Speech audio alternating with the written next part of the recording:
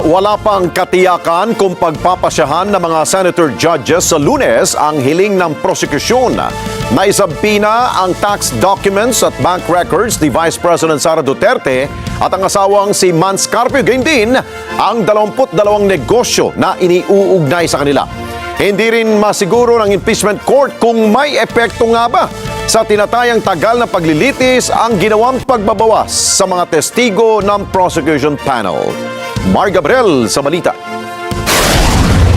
Hindi pa sigurado kung mapagdidesisyonan na sa Lunes ang hiling na sabpina ng prosecution para sa tax documents at bank records ni BP Sara, asawang si Mans Carpio at 22 negosyo na inuugnay sa kanila.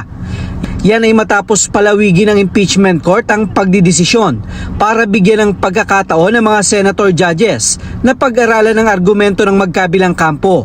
Sa Lunes, bibigyan din ng pagkakataon ng senator judges na magtanong sa depensa at sa prosecution.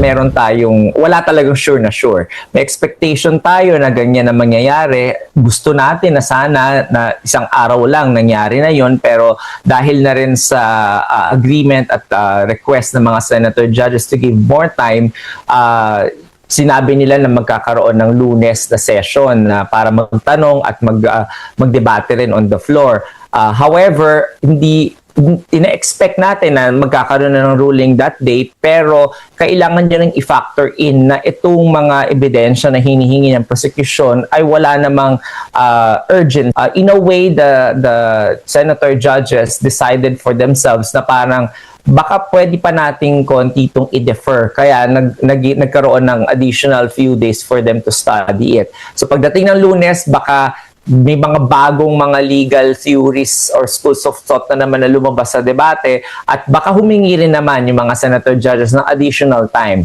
However, that is just in the realm of possibility. Sa Martes, nakatakda namang sumalang sa witness stand si NBI Director Melvin Matibag.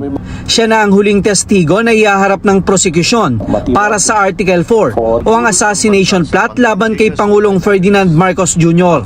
Yan ay matapos nilang iatras ang pagharap ni Attorney Zulaika Lopez, Captain Belinda Bello at ang 6 pang mga testigo. Hindi naman masabi ng impeachment court kung may epekto ito sa pagpapabilis ng kabuuan ng paglilitis.